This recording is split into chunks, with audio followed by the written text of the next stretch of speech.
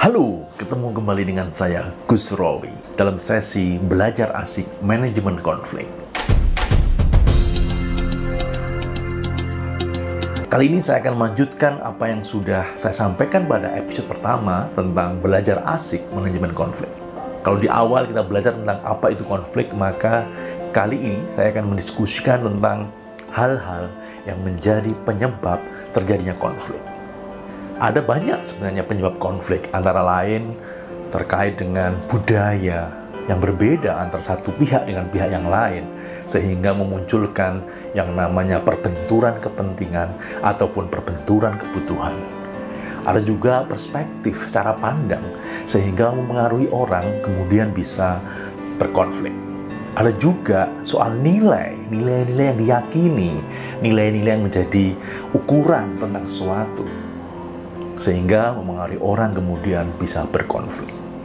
Kita ambil contoh misalnya, jika orang Indonesia selalu menggunakan air untuk membersihkan diri, ketika habis BAB misalnya menggunakan air, itu hal-hal yang kemudian menjadi budaya, menjadi nilai yang diyakini bahwa membersihkan itu dengan air. Tapi jika kemudian kita melihat budaya lain, misalkan budaya di barat yang cenderung menggunakan tisu untuk membersihkan. Nah, disinilah bisa jadi orang kemudian terjadi perbenturan kepentingan dan kebutuhan, dan bisa juga menjadi konflik. Misalnya ketika kita pergi ke luar negeri dan di sana nggak ada air, adanya tisu. Tentu itu akan membuat kita tidak nyaman, membuat kita tidak enak karena kita terbiasa dengan menggunakan air misalnya. Itu contoh kecil bagaimana hal sederhana yang terkait dengan kebiasaan, nilai, budaya bisa memunculkan ketidaknyamanan yang kemudian bisa memicu munculnya konflik.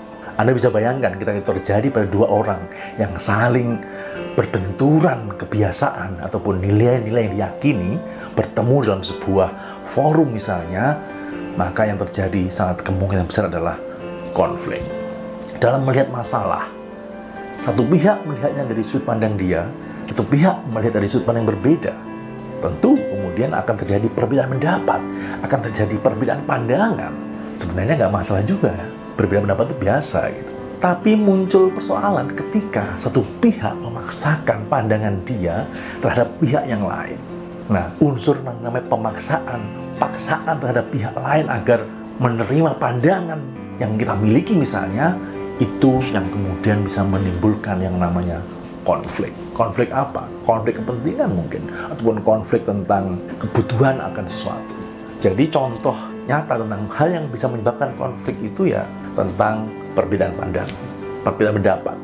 Perbedaan pandangan, perbedaan pendapat tidak masalah. Tetapi ketika terjadi pemaksaan pandangan satu orang ke orang lain, itu yang kemudian bisa menimbulkan konflik. Jadi gimana kalau kita berhadapan dengan orang yang berbeda pandangan, berbeda pendapat dengan kita? Pertama, tentunya kita harus menyadari bahwa tidak semua orang punya pikiran yang sama dengan diri kita. Jadi kita harus menghargai perbedaan pandangan itu dan perbedaan pendapat itu. Yang bisa kita lakukan adalah dengan menjelaskan kepada orang itu apa yang kita maksud dengan pandangan kita. Nah, konflik sering terjadi ketika satu pihak tidak mau mengalah pada pihak lain. Satu pihak memaksakan pandangannya, memaksakan pendapatnya kepada pihak lain. Nah, pemaksaan inilah sebenarnya menyebabkan antara satu pihak dengan yang lain tidak saling memanusiakan. Dan ketika satu pihak dengan pihak lain tidak memanusiakan, maka konflik tentu saja tidak terhindarkan. Jadi, kita belajar tentang bagaimana perbedaan pandangan, perbedaan pendapat itu hal yang biasa, tidak masalah. Tetapi jika pandangan, pendapat itu kemudian dipaksakan kepada orang lain yang tidak setuju dengan kita, yang tidak sependapat ataupun memiliki pandangan yang sama dengan kita, maka konflik akan terjadi. Itu dulu untuk saya kali ini tentang apa yang menjadi pemicu munculnya konflik. Apa itu? Perbedaan pandangan, perbedaan pendapat yang diiringi dengan sikap-sikap memaksakan pendapat, memaksakan pandangan kepada orang lain. Demikian.